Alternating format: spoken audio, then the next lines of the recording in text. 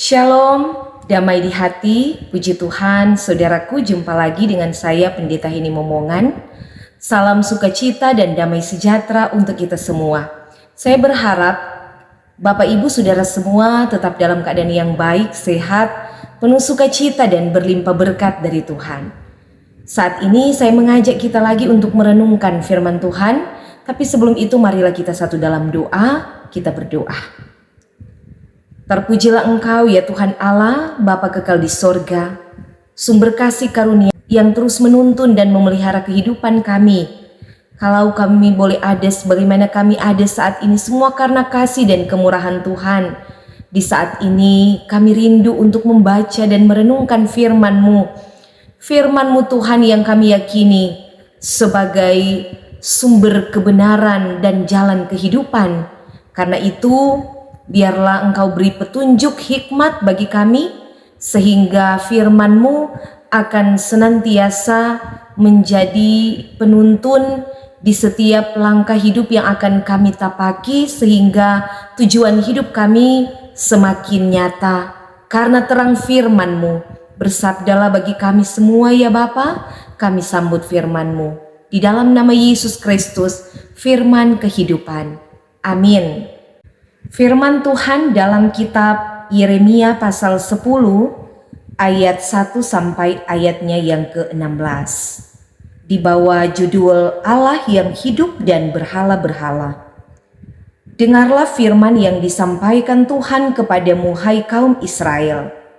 Beginilah firman Tuhan. Janganlah biasakan dirimu dengan tingkah langkah bangsa-bangsa.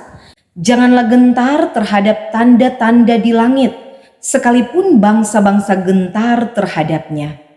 Sebab yang disegani bangsa-bangsa adalah kesia-siaan.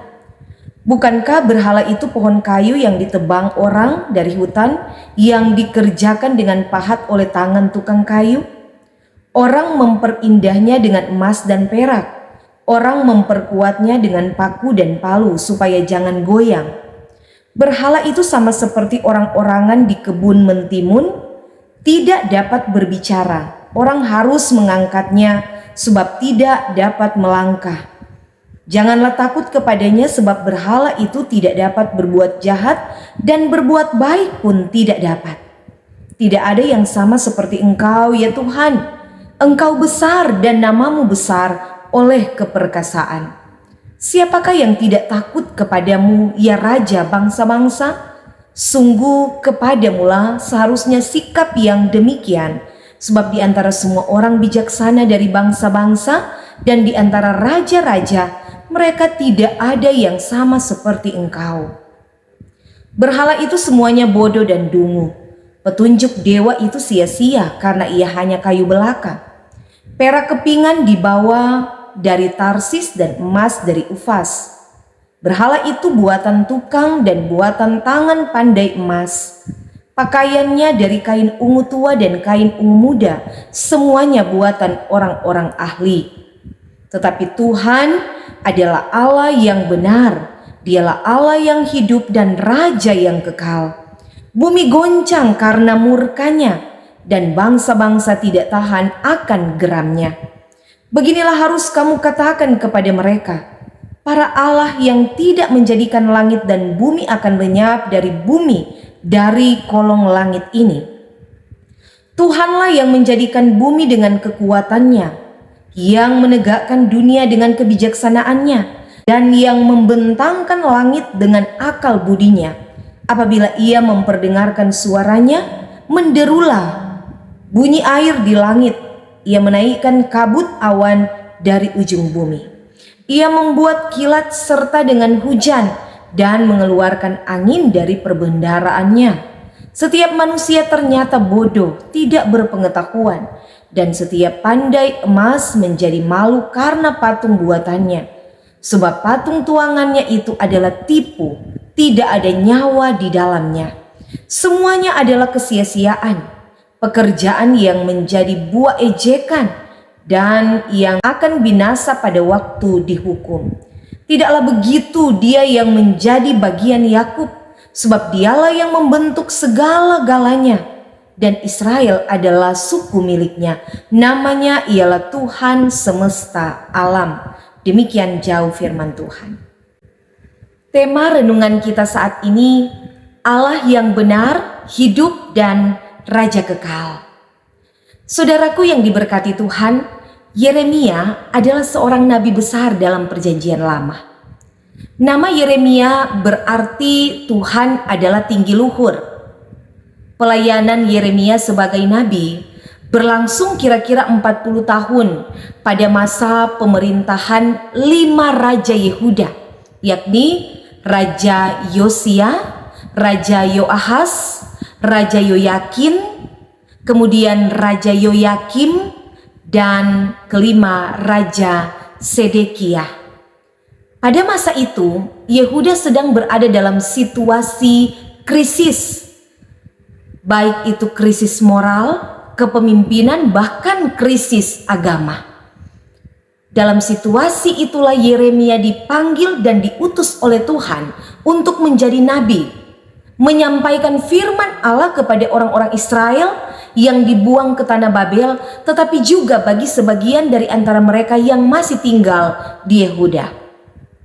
Nabi Yeremia memberi peringatan bagi umat Israel agar tidak mengikuti kebiasaan bangsa-bangsa sekitar, di antaranya kebiasaan bangsa Kasdim atau bangsa Babel, di mana pengaruh pemujaan pada berhala-berhala begitu kuat.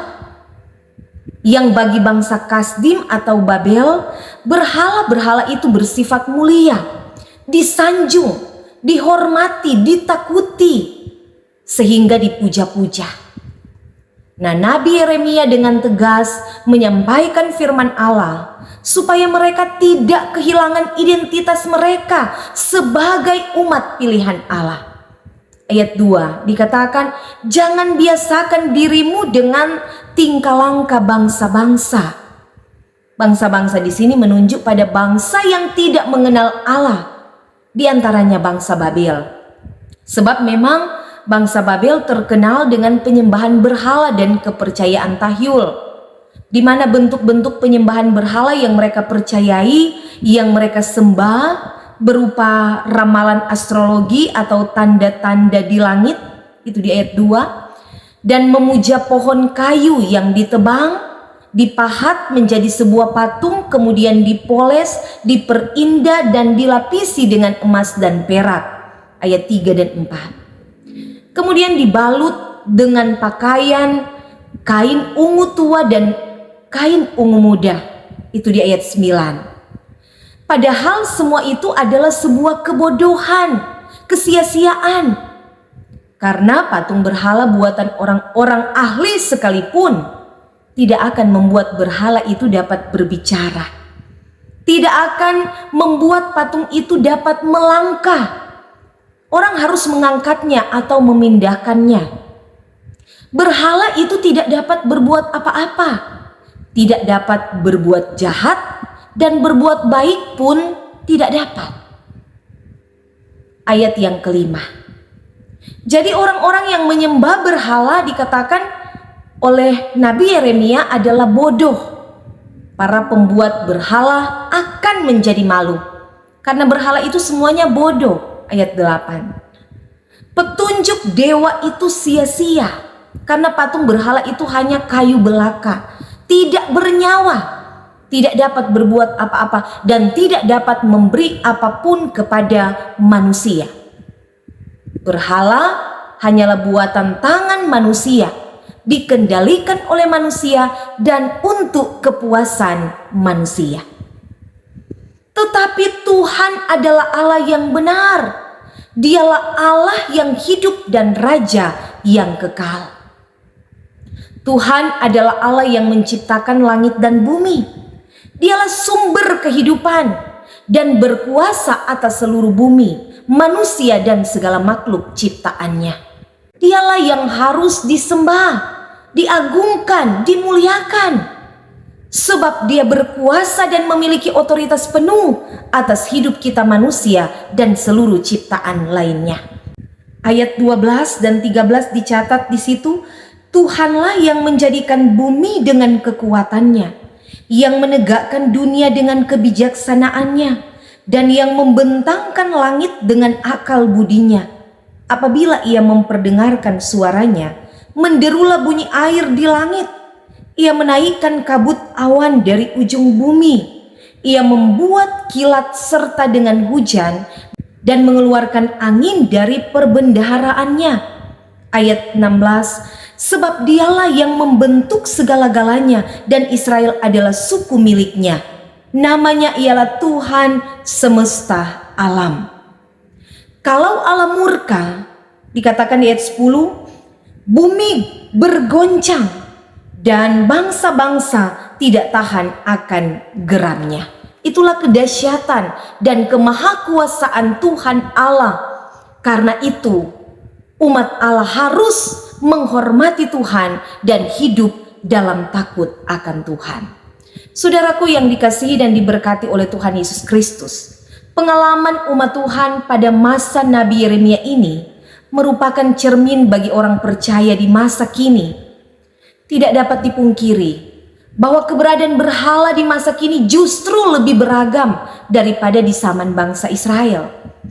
Berhala adalah buatan tangan manusia yang dipuja, disembah, melebihi penyembahan kita kepada Tuhan, sehingga membuat kita jauh dari Allah atau bahkan melupakan Tuhan. Fakta membuktikan bahwa sampai sekarang masih ada yang tidak menyembah Tuhan, melainkan menyembah patung dan benda-benda lain yang dianggap keramat.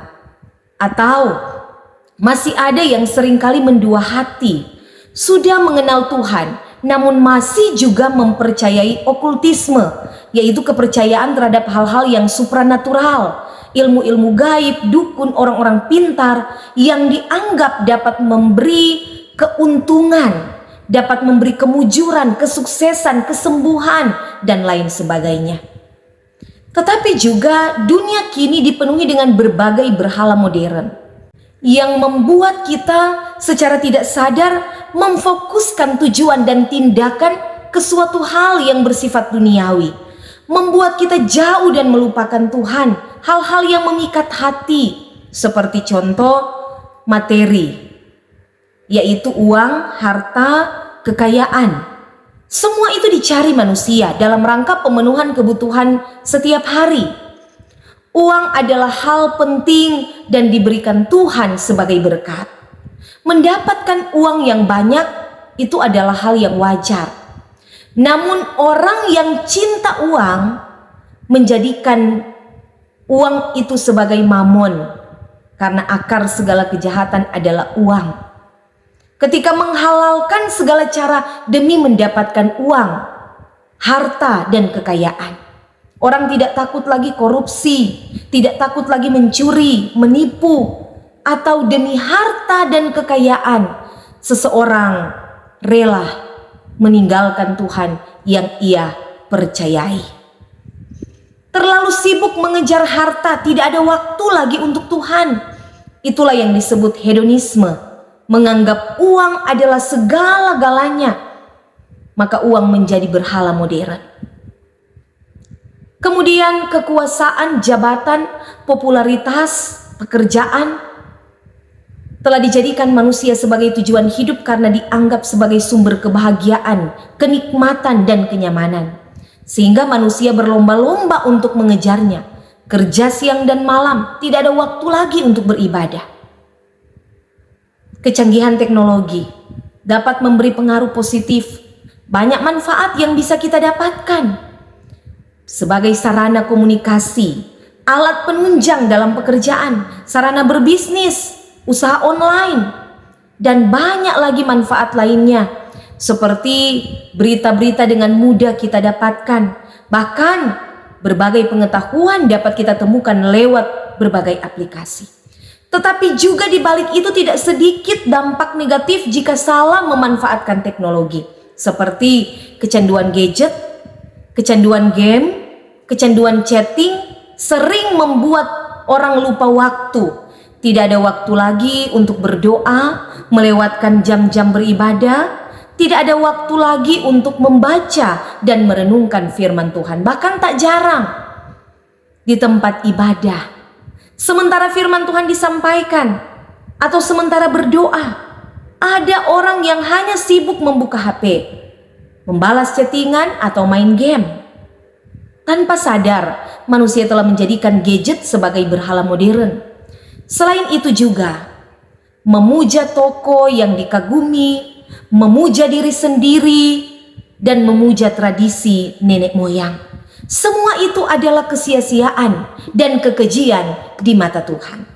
Karena itu kita sebagai orang percaya yang telah menerima kasih karunia lewat pengorbanan dan karya selamat yang telah dikerjakan Allah, kita diingatkan untuk percaya sungguh dan menyembah kepada satu-satunya Allah yang benar, Allah yang hidup. Dialah Raja yang kekal. Hanya kepadanya ada kepastian dan jaminan hidup yang kekal. Tidak ada yang sama seperti Tuhan. Tidak ada yang dapat menandingi kuasanya yang besar. Jadikanlah Tuhan sebagai tujuan hidup yang pertama dan yang utama. Kita mencari dan mengutamakan Tuhan.